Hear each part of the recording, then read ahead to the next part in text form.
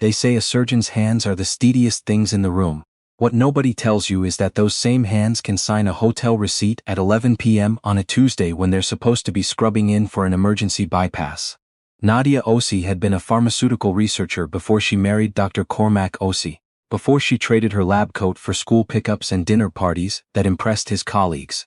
Before, she became the quiet, capable woman standing just behind his shoulder in every photo, the one people described as Cormac's wife, the way they might describe a piece of furniture that happened to match the room.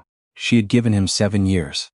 She had given him a daughter named Zoe, who was 4 years old and obsessed with sea turtles and called her father, Daddy Mac, because she couldn't say Cormac when she first learned to talk and the nickname stuck. She had given him the kind of home that made his department chair say, at every holiday party, Cormac, you are a lucky man. And every time, Cormac smiled and said, I know it. And every time, Nadia watched him say it and thought, does he though? Does he actually know it? The answer came on a Wednesday morning in April, folded inside a dry cleaning bag. It wasn't a receipt, it wasn't a text message, it wasn't a lipstick on a collar, which is what the movies would have you believe. It was a hospital visitor badge. A paper one, the kind they print at the front desk for people who aren't staff. The name on it was handwritten in blue ink, Sienna.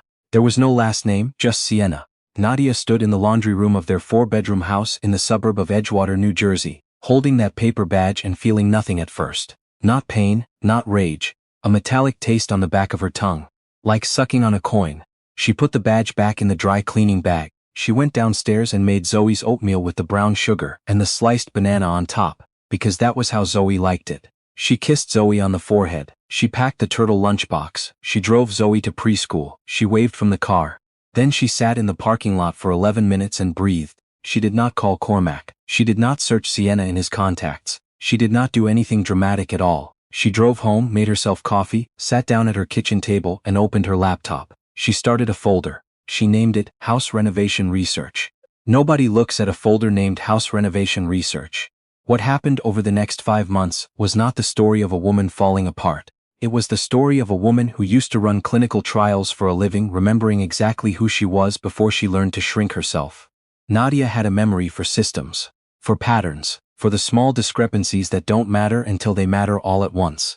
It was what made her exceptional at pharmaceutical research, the ability to look at a long data set and feel, in the back of her skull, when something was slightly off. Cormac's finances were off, not dramatically, not in the way that would raise flags, but Nadia had always handled the household accounts, because Cormac said numbers bored him and she was better at it anyway.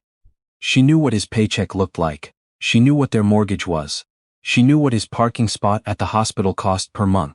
So when $800 started disappearing from the joint checking account every 4 to 6 weeks under the memo line professional development, she noticed. Cormac was a cardiothoracic surgeon. His professional development was covered by the hospital. She didn't confront him. She photographed the bank statements. She put the images in the folder. She also made an appointment with her sister Bex Osei.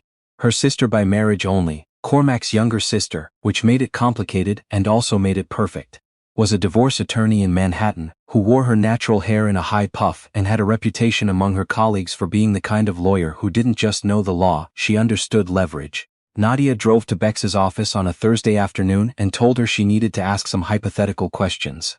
Bex closed her office door. She poured 2 glasses of water. She sat down and looked at her sister-in-law across the desk with eyes that were the same shape as her brother's, which made it harder, and said, Nadia, how long have you known? 5 months, and you haven't said anything to him? No. Bex was quiet for a moment. Then, what do you want to do? I want to leave, Nadia said. But I want to do it right. What Bex explained to her over the next 2 hours changed everything. New Jersey was an equitable distribution state, not a 50-50 state. Assets acquired during the marriage were subject to division. The house, which they had bought jointly, was their most significant asset. But, and here was the thing that Cormac had never paid attention to, because he found finances boring. The down payment for the house had come entirely from Nadia's savings, money she had accumulated during her 6 years as a pharmaceutical researcher before they married. Premarital assets used to purchase a marital asset, if the documentation was clean, and Nadia's documentation was always clean. That created a claim of separate property contribution that a skilled attorney could leverage significantly. The other thing, Bex said, tapping her pen against a legal pad, is that he signed a spousal support waiver when you stopped working. Nadia frowned. He said that was standard, a formality. It is standard, but the clause works both ways. In the event of proven marital misconduct, the spousal support waiver becomes void. He would owe you support, significant support, because you left your career. Bex looked at her. Did he know that when he signed? He didn't read it, Nadia said. He handed me the pen. Bex sat back in her chair. Of course he did. The plan took 4 months to build. Nadia moved slowly, because slow was how you built things that didn't fall down. She transferred her inherited research portfolio, a modest but real collection of bonds and stock options from her late mother, held in her name alone, to a separate account at a different bank. She began quietly liquidating things from the house that were unambiguously hers. The art she had bought before the marriage, the first edition books she'd collected in graduate school, her grandmother's jewelry. She moved them to Bex's storage unit, a little at a time, under the guise of donating things we don't use anymore. She researched, she documented, she photographed. And then, 5 weeks before she was ready, Cormac made it easier for her. He told her he had a cardiology conference in Boston, Thursday to Sunday. He showed her the registration email, the hotel booking confirmation, the flight itinerary. It was the most thorough lie she had ever seen him tell, and she had been watching him carefully for months. The flight itinerary was real, the hotel booking was real, the conference registration was real. What was not real was the part where Cormac was going to be attending any of it alone. Nadia knew this because she had hired an investigator. His name was Paul Decker, a former insurance fraud specialist who operated out of a cramped office in Newark and had the energy of a man who had seen too much but remained constitutionally incapable of being surprised by any of it. She had found him through a referral from Bex. Paul had been following Cormac for 6 weeks. He had 4K video footage, he had photos, he had hotel receipts, restaurant receipts, a record of a jewelry purchase at a boutique in Soho that Nadia had never seen the result of. When Nadia reviewed the files Paul sent her on the Tuesday night before the conference, she sat at her kitchen table for a long time. The woman's name was Sienna Pratt. She was 26. She was a physical therapist at a rehabilitation center affiliated with Cormac's hospital. She was not a nurse, not a colleague, not a difficult situation. She was someone Cormac had chosen, deliberately, with his surgeon's precision, and had been seeing for at least 8 months. 8 months. Zoe had been 3 when it started. Nadia closed the laptop. She went upstairs and stood in the doorway of Zoe's room and watched her daughter sleep with her knees pulled up and one arm wrapped around a stuffed sea turtle named Gerald. She did not cry. She had already done that, in private, in the weeks when she first understood what the visitor badge meant. She had given herself that. She had let herself grieve in the shower, alone, at 6 in the morning, with the water running loud enough to cover it. She had grieved the marriage she thought she had. She had grieved the version of Cormac she had loved. But that was over. Now she just needed to finish what she had started. She called Bex. Thursday, she said. I'll be ready by Thursday. Everything's in place on my end, Bex said. Do you want me to come over before he leaves? No, I want him to leave. I want him to get on that plane feeling like he's getting away with it. There was a pause.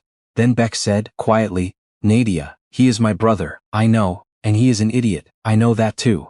Thursday morning, Cormac packed his suitcase in the bedroom while Nadia made coffee downstairs. He came down in his good travel blazer, the charcoal one, the one she had picked out for him at Nordstrom 2 years ago. He smelled like his expensive soap. He was handsome. He had always been handsome, and that had always been slightly beside the point for her. But she noticed it now the way you notice a painting when you're about to sell the house. I'll call when I land, he said. Okay, she said. Kiss Zoe for me. Tell her Daddy Mac will bring her something. I'll tell her. He kissed her on the cheek. She handed him his travel mug. He rolled his suitcase to the door, and she stood at the kitchen counter and watched him go. The door closed. Nadia set down her coffee cup. She picked up her phone and dialed. By noon, 2 SUVs from a moving company were parked in the driveway. The crew was professional, efficient, and had been briefed precisely. Everything that Nadia had pre-tagged with a small green sticker went to the storage unit. Everything else stayed. The furniture, the appliances, the art Cormac had chosen, the bookshelves full of medical texts, all of it remained. The house didn't look stripped, it looked curated. Like someone had removed only what had always been hers. By 2 o'clock, she had signed paperwork with a local real estate attorney to initiate the listing process. The house would go to market the following Monday, but the attorney had already identified a potential buyer. A couple from Chicago relocating for work who had been looking in Edgewater for 3 months. They were pre-approved, they were ready. By 4 o'clock, Nadia had packed 2 suitcases for herself and 1 carry-on for Zoe. Gerald the sea turtle was tucked in the top of Zoe's bag. At 4:30, she buckled Zoe into the car seat. Where are we going, Mama? Zoe asked. We're going to Grandma Ruth's for a while, Nadia said, checking the mirror. Won't that be fun? Is Daddy Mac coming? Not yet, baby.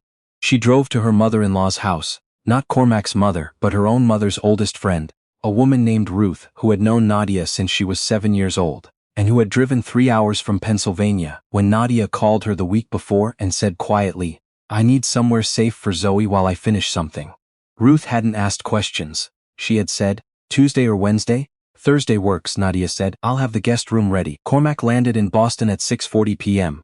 He called as promised. Hey, he said, we just landed. It's freezing up here. How was the flight? Nadia asked. She was sitting in Ruth's kitchen while Zoe ate alphabet soup and pointed at each letter like it owed her something. Fine, fine. Long day. How's Zoe? She's good. She's being very thorough about her soup. He laughed. It was a good laugh, warm and real. She had always liked his laugh. She still did, in some removed documentary way, the way you can appreciate the architecture of a building you're about to demolish. Tell her Daddy Mac loves her. I will, Nadia said. Cormac, yeah, have a good conference. She hung up. On Sunday night, Cormac's return flight landed at Newark at 8:15. Nadia knew this because she had the flight tracker app and had never uninstalled it. He texted from baggage claim, Head, you guys asleep? She didn't reply. At 9:43 her phone rang. She let it go to voicemail. At 9:44 it rang again. She answered, Nadia. His voice was strange. Flattened. Where is everything? Define everything, she said. Your things, Zoe's things, the house, it looks, where are you? We're safe. What does that mean? We're safe. Where is my daughter? With me. She's asleep. Nadia, what is going on? The kitchen, your coffee maker is gone, your books are gone, the photos are, Cormac. She kept her voice level. I know about Sienna. Silence. The specific silence of a person whose lie has just caught up to them. A silence that takes a shape. I don't. Paul Decker has approximately 90 photographs and several hours of video footage. Bex has copies. My attorney has copies. I have copies. She paused. I know about the Soho jewelry store. I know about the Hamptons Hotel in February when you told me you had a surgical conference in Baltimore. I know about the visitor badge from October that you left in your dry cleaning. More silence. You should also know, she continued, that the spousal support waiver you signed 5 years ago has a marital misconduct clause that voids it entirely. Bex has filed the preliminary paperwork. You'll receive it at the hospital tomorrow morning, because I asked that it be delivered there. You asked Bex? His voice broke. Nadia, she's my sister, she's my attorney, she's very good at her job. This is you can't do this. We have a daughter, we do. Which is exactly why I'm doing it this way instead of screaming in front of her. Nadia looked at the wall of Ruth's kitchen. There was a cross-stitch of a hen and her chicks that Ruth had made 20 years ago. It was the most calming thing she had ever looked at. The house is going on the market Monday. The listing price reflects my separate property contribution to the down payment, which my attorney will be documenting in full. You are welcome to contest it. That will be expensive and slow, and it will not change the outcome. Where am I supposed to stay? You have a hotel in Boston, she said. The conference doesn't end until tomorrow. She hung up. She did not sleep well that night, because she was not made of stone and she had loved him, genuinely, and grief doesn't evaporate just because you've made your decisions. She lay in the guest room of Ruth's house, listening to Zoe breathe in the next room and felt the weight of it, the heaviness of ending something that was supposed to be permanent. But underneath the heaviness was something else. Something she hadn't felt in years. She tried to identify it and eventually landed on room. She felt like she had room. Room in her chest, room in her lungs, room to remember that she was a person who used to know exactly what she was doing. Monday morning the real estate listing went live.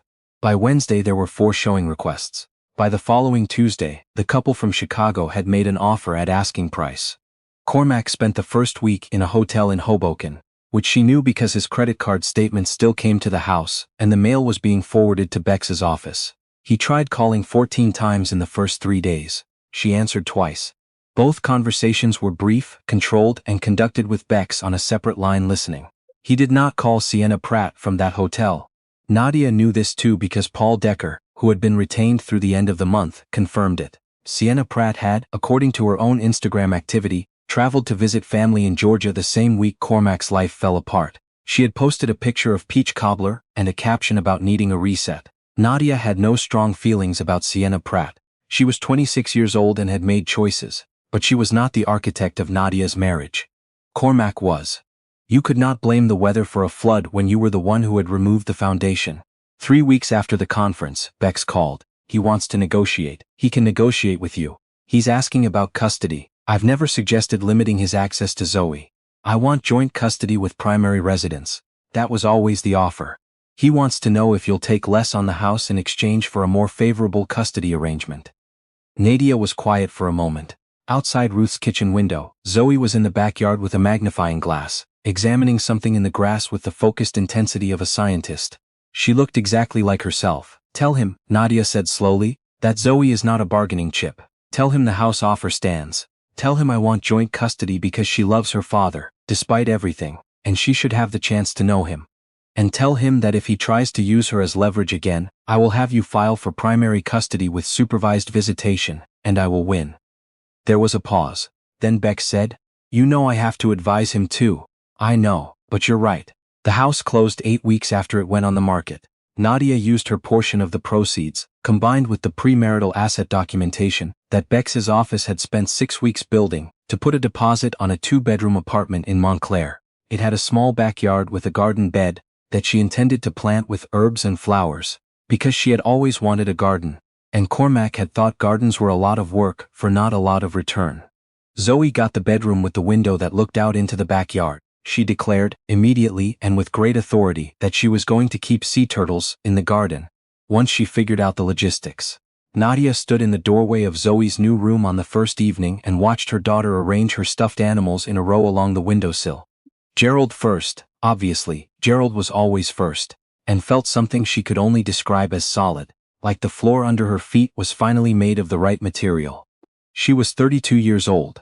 She had a daughter who carried a magnifying glass everywhere. She had research experience and a current CV that Beck had helped her dust off, and which had already been sent to 3 pharmaceutical companies with open positions.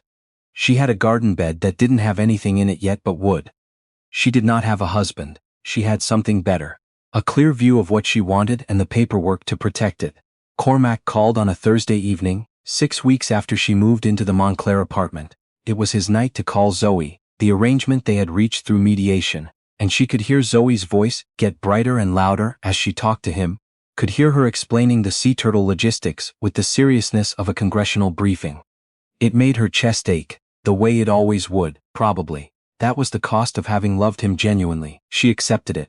When Zoe handed back the phone, Mama, Daddy Mac says hi. There was a silence on the other end, and then Cormac said quietly, She's doing well. She's doing great, Nadia said. You were always better at this than me, he said. It wasn't an apology. It was just a fact, stated the way he stated facts in the OR, without drama, with recognition. The parenting, the all of it. I know, she said, not unkindly, just accurately. She hung up and stood at the kitchen window of her new apartment and looked at the garden bed in the backyard. The light was going gold, the way it does in April, low and warm and completely indifferent to everything that had happened.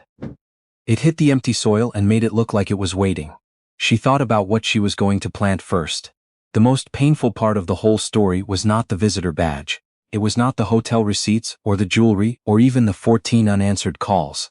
The most painful part was the moment, weeks later, when Nadia was unpacking boxes in the Montclair apartment and found a photo she had forgotten about. It was from their 3rd anniversary. They were at a restaurant in the West Village, and they were both laughing at something off camera, and Cormac had his hand on the back of her chair. And she looked. She looked like a person who believed she was exactly where she was supposed to be. She held the photo for a long time, then she put it in a box labeled Zoe's Things, because Zoe would want it someday, and that was reason enough to keep it. There is a specific kind of woman who gets mistaken for patient, who speaks quietly and moves carefully and doesn't make scenes in restaurants or cry in parking lots where people can see her. She gets mistaken for patient, but she isn't. She is watching. She is building. She is running the numbers in the back of her mind the way she used to run clinical trial data, looking for the variable that explains the whole result. Nadia Osei had been that woman for 7 years inside a marriage that didn't deserve her. She left it the way she did everything. Methodically, completely, without leaving a crack in the door. And the most dangerous thing about a woman like that is not what she does when she's angry. It's what she does when she stops being angry and simply starts planning.